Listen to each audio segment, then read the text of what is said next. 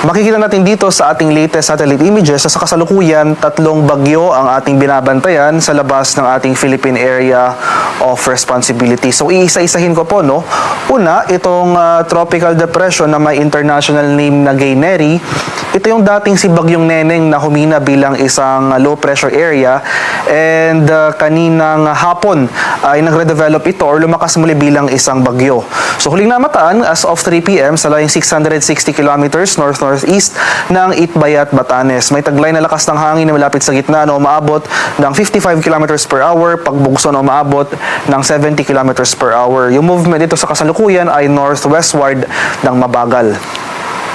Pangalawa, itong typhoon naman na may international name na Saudel, latest location as of 3 p.m.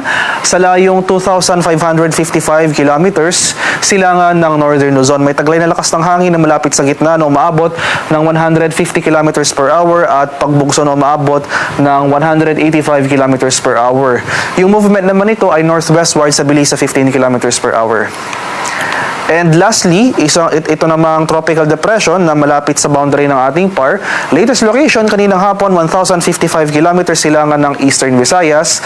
May taglay na lakas ng hangin na malapit sa gitna, 45 kilometers per hour, and gustiness na umaabot ng 55 kilometers per hour.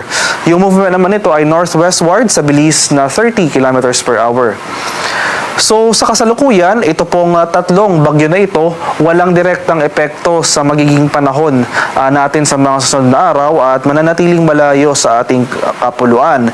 And as of the moment, itong tropical depression na ito, as well as itong typhoon na may international name na Saudel, nakakaroon po ng binary interaction o mas kilala bilang Fujiwara effect. So sa mga susunod na araw, magkakaroon ng epekto yung mas malakas na bagyo sa movement nitong mas mahinang bagyong tropical depression. So, in a sense, hatakin po nitong Typhoon Saudel, itong sentro nitong tropical depression, and eventually, posibleng mag-intensify ito sa mga sunod na araw, pero eventually malulusaw naman at kakainin ng mas malaking sirkulasyon o yung mas malakas sa sirkulasyon ng bagyong Saudel. So ano ba yung magiging lagay ng ating panahon sa mga susunod na araw? So tulad nga po na nasabi ko na walang epekto yung mga bagyong ito sa magiging lagay ng ating panahon ng ating bansa within the next 24 hours. Pero makikita natin dito sa ating latest satellite images, itong mga makakapal na kaulapan sa kanlurang bahagi ng Luzon ay ang patuloy na pag-iral or epekto ng ating southwest monsoon o hanging habagat na kung saan magdudulot ito ng mga cloudiness as well as mga pag-ulan sa malaking bahagi ng northern and central Luzon. Sa mga susunod na araw, asahan natin na mas rarami pang areas yung mga makakaranas ng pag-ulan, particular na dito sa Luzon,